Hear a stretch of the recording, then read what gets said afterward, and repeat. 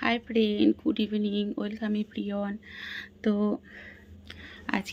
আজকে আমি তোমাদেরকে কোনো ভিডিও আপডেট দিতে পারছি না, কারণ আজকেও আমার একজন খুব কাছের মানুষ মানে আমাদের ছেড়ে চলে গিয়েছে। তো ওই জন্য আমি আজকে কোনো ভিডিও করতেও পারিনি আর তোমাদের দিতেও পারবো না। জানি না, আমার সব কাছের মানুষগুলি আস্তে আস্তে সব চলে যাচ্ছে।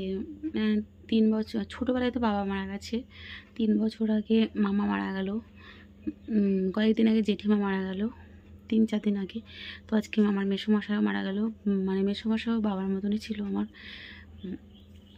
তো আমরা ষষ্ঠীটাও যাইনি আজকে, ষষ্ঠীটাও আমরা এমনিতেও জেঠিমা মারা গেছে বলে ষষ্ঠীতে যেতাম না।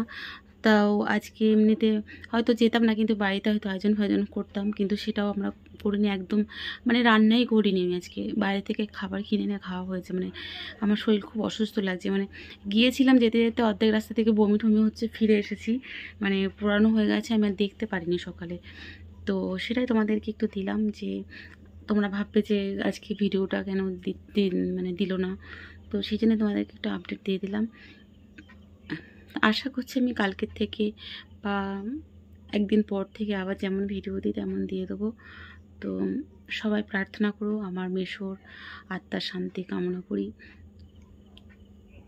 খারাপ লাগছে খুব আমার, জানো তো, সব কাছের মানুষগুলো যেন আস্তে আস্তে চলে যাচ্ছে। আর মাসি তো অনেক আগে, মানে 2014 সালের প্রথম দিকটাই মারা গিয়েছিল, আমার বিয়ের পরই। তাই ভাবি সব কাছের মানুষগুলোই আস্তে আস্তে চলে গেছে, এখন শুধু আছে মা আর মামি। তো মায়ের কথা ভাবলে আমার মানে কি বলবো, ভীষণ ভয় লাগে। তো সবাই ভালো থেকো, সুস্থ থেকো। আমি আর মানে বলতে পারছি না কিছু, ভালো লাগছে না। সে তখন থেকে ঘরেই শুয়ে আছি, হাত পায়ে যেন জোর পাচ্ছি না, ভালো লাগছে না আমার। টাটা, ভালো থেকো সবাই।